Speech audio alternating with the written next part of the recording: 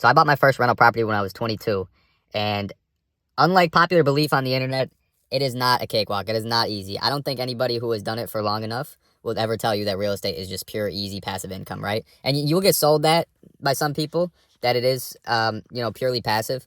But for the most part, you got to put some work in, right? Especially when you're starting up, especially when you're like getting these houses, getting these properties. And, most times when you make these first buys, you have to do a lot of repairs to them. Those are the type of things that you're going to have a lot of work into it. But I will say it's 100% worth it. When it comes to the house that I found, I'll give you a little backstory. So I was living with my grandparents at the time. I was 2 months out of college. I was looking for a house. My entire senior year at college, I was just focused on looking into real estate and learning as much as I could about it, so that when I was out, I already knew what I wanted to do. I knew I wanted to get a house and either rent out the rooms, or if I had found some sort of multifamily, I could rent those rooms out and not have to live with my roommates. But unfortunately, in my area, it was only single families that were, that the deals made sense. So I went with the single family approach and just rented out the rooms to my roommates. Now, when it came to buying the house, it was not that expensive, right? Like in that area, so I live in the Midwest. The houses in the Midwest, obviously, in terms of United States, are a lot cheaper than other areas, right? That area that I was looking in, it's not one of the high-end suburbs, right? It's not one of your A-class neighborhoods. So, in turn, it was a lot cheaper of a purchase price, so I was able to actually afford this coming out of college. So, my entire, college, I had saved up for this, not knowing where I was going to go originally until my senior year, and then that's when I fully looked into real estate, because I already had stocks. I already, was looking into crypto and stuff. And I knew that there had to have been a better way to invest my money that would give me some more long-term wealth. Because the thing with stocks that stocks are good for increasing your worth, right?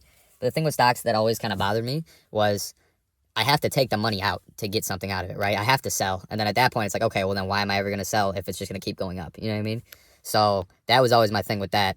But I was able to save up for it. So in this area, the house...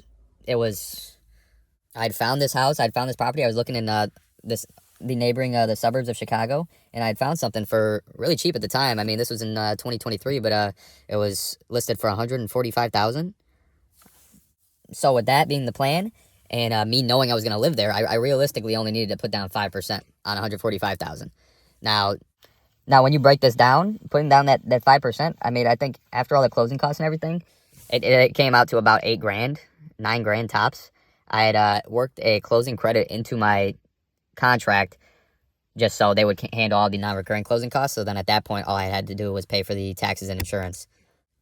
But yeah, obviously, $8,000, $9,000, it's a good amount of money. But in terms of getting into a house, that's not a lot, right? And I think many people get that image in their head that they have to be, very well off to even think of getting into real estate. But I would say even the opposite is true. If you're able to afford it earlier, it would be better. And especially people like that are younger, you have time on your side. You have the ability to grow with the real estate, so then you will be able to make money over the course of your life passively just from this one thing that you do when you're young. So enough about that. Talking about my personal property, I knew going in that I was going to have issues with this property, right? First thing offhand, the entire basement had severe mold damage to the concrete walls, right? So much so that the walls were even not caving in, but they were kind of starting to, because of the amount of mold. I don't know. There were tenants there before. I don't know how they were living in that. I don't know how they didn't smell it from the upstairs. I digress. If that's how people want to live their lives, that's okay. But when I got there, I knew I was going to have to deal with that.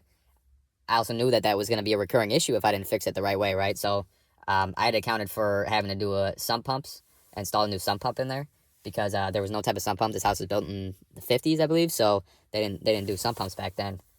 So anytime that there would be heavy rains, the water would just press against those concrete walls and eventually seep through, and that's how you get all that mold down there. Outside the basement, the stairs were messed up. Going down into the basement, there were tiles that were breaking up. The entire house smelled like marijuana, which was great. I guess somebody liked to smoke in the house as well. The entire garage was infested with spiders. What else? Oh, and the air conditioning and furnace wasn't all that great either. So that was all great. And that was all expected, right, in the purchase price too. So even though it was only $8,000 to get into it, I obviously ended up spending a lot more, right? But that was the point of it. And that was calculated in a sense that I already knew beforehand how much this would all be estimated wise. And I knew the biggest thing was just getting into the door. So once I got in there, I would be able to take my time with everything there. Because yes, it does suck to be smelling mold and to go into the garage and have a spider fall on you. But I knew that that was something that I would be able to take care of whenever I wanted to, and I wasn't rushed. I wasn't forced to at any given point. Honestly, the biggest surprise I've even had from the property is the furnace giving out. And even that wasn't really too big of a surprise because I knew the furnace was weaker when I left there. So I had lived there for a year, and then I'd moved out to rent it out to my current tenants, right? And they've been there for about a year and a half. And that furnace lasted them the first winter, but not the second winter. And that was a $7,000 bill on the top of my head. So that was great. Even with that, when it comes to being a landlord, I know a lot of people are very skeptical of getting those calls in the middle of the night. Oh, the toilet needs to get fixed or whatever. I have not experienced that. I've experienced something similar a couple of times where you will get a call and be like, hey, the air conditioner's not working, or, the garage door isn't opening. And it's like, I'm going to put it into perspective. If you have kids, it's like if your son calls you and say, Dad, I need help with something. Half of the time, it's not that serious, right? Half the time, it's something that you can talk through or get it figured out. Now, half the time, it is serious, right? But it is not as bad as it is made out to be, and that should not be a fear from anybody getting into real estate, because I know a lot of people know real estate is a great investment, is a great thing to do with your money, and they are just scared of being a landlord. Being a landlord is not as bad as it seems. It is not as bad as it's cracked out to be. As long as you're a good person and you can spot out good people versus bad people, it is easy from there, because the tenant screening process, you should be able to sort out many of the bad apples. And if you have good tenants, like, that's something, at the end of the day, we're all humans, right? So they should be able to talk to you, and then, you try to fix anything the best of your ability. And I think most people see, hey, my landlord is trying to do his best right now. As long as you're trying to put in that effort to maintain your property, then I don't think people are going to be out to get you, sort of say. I'll tell you what, when that furnace went out, I got a call from the tenant, and he said that he woke up and it was 40 degrees in the house. This is in the middle of winter, towards the end of winter. It was 40 degrees in the house. He wasn't yelling at me. He wasn't, saying, I need this fixed today. He told me he could have waited a couple days, and I was the one. I had raised my voice. I was like, how did you go to bed like this? Because he said it was like 50 at nighttime, and I was like, why didn't you call me yesterday? Like, I was like,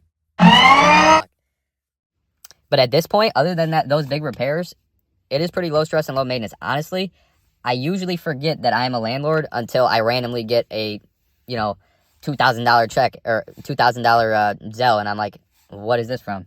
And then I see what it is.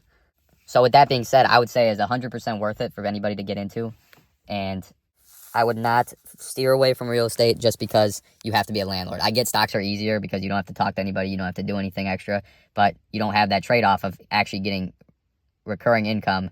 Obviously, if you do dividend stocks, whatever, but you know what I'm saying. You usually get a lot more from real estate, with the downside of you having to deal with people, but it is not as bad as it seems. Overall, the entire process is a lot easier than the internet makes it seem too. I know there are a lot of creators out there, and they talk very high level about everything, and it makes it seem very overwhelming. There's a lot of over information out there, and that is what leads to inactivity. That is like the number one thing I want to emphasize on this channel, is to dumb it down as much as possible so you take action. I have tried to get so many of my friends to get into real estate with me when I was starting, and nobody wanted to do it because they were overwhelmed by the matter, because me even explaining it to them, it just seemed like too much. I'm telling you, it is not as hard as it seems. It is not even close to as hard as it seems. The hardest thing I've had to do, realistically, is put up a shower wall, which I didn't even need to do in the first place, because I ripped down the old one thinking that that was necessary since there was a little bit of mold. I could have just covered up the mold, cleaned out the mold, and caulked over it, and it would have been fine. But my dumbass, since I was new, since there was already mold in the basement, I was scared of mold. I was terrified of mold. I didn't want to get sued. So I took down the entire shower wall and put on a new one. That is probably the hardest thing I've had to do in the last 3 years of owning rental properties. Aside from that, it is really not that difficult. So I'll thank you guys for watching, and I will be back soon with another video. Thank you. Bye.